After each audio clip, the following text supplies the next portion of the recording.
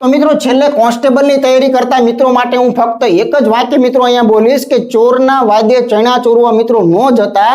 એનો મતલબ મિત્રો કાંઈક એવો કે આ પીએસઆઈ ની અંદર જે પણ કોઈ આ 100 પ્રશ્નો નીકળ્યા છે અને જે લેવલની અંદરથી નીકળ્યા છે એનું કોઈ જ પણ પ્રકારનો મિત્રો વાદ કરવાની જરૂરિયાત નથી.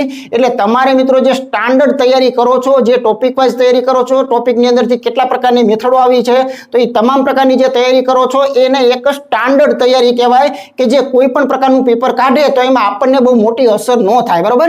એટલે તમારી મહેનત જે છે એને છોડવાની નથી. તમારી મહેનતને મિત્રો કન્ટિન્યુ તમારે રાખવાની છે, કેમ કે તમારે પણ મિત્રો 60 માર્કનું ગણિત અને રીઝનિંગ આવવાનું છે. ઓકે, તો તૈયારી જે છે ને મિત્રો આપણે સ્ટાન્ડર્ડ રાખવાની છે. આના કોઈ પણ પ્રકારના પ્રત્યાઘાતો અત્યારે આપણે લેવાના નથી કે આવું જ પૂછાય છે માટે મહેનતો છોડી દો, બધું મૂકી દો. બરોબર છે? ના, એવી કોઈ પણ પ્રકારના વેમની અંદર મિત્રો રહેતા નહીં.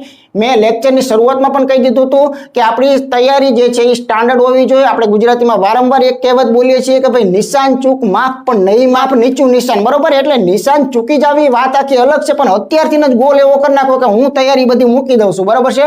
તો એવું ક્યાંય બને નહીં. એના માટે જ મિત્રો આ ખાસ જે છે એ સૂચના જે છે એ મારે છેલ્લે આપવી પડે છે. તો જે પીએસઆઈ નું જે પેપર લેવાનું એ મિત્રો એક ભૂતકાળ બની ગયું. બરોબર? પણ હવે આપણે યાદ રાખવાનું કે આના કારણે ક્યાંક આપણું રેગ્યુલર પેપર નીકળે અને એની અંદર મિત્રો આવા વેમના કારણે ક્યાંક આપણને ખોટ ન જાય. એના માટે અત્યારથી સાવચેત રહીશું કે આપણી મહેનતને કોઈ પાયાની અંદર કાચું ચણતર આવા પ્રકારનું મિત્રો ન રહી જાય. બરોબર છે? એના માટે મિત્રો આપણી તૈયારી જે છે એ ચાલુ રાખજો.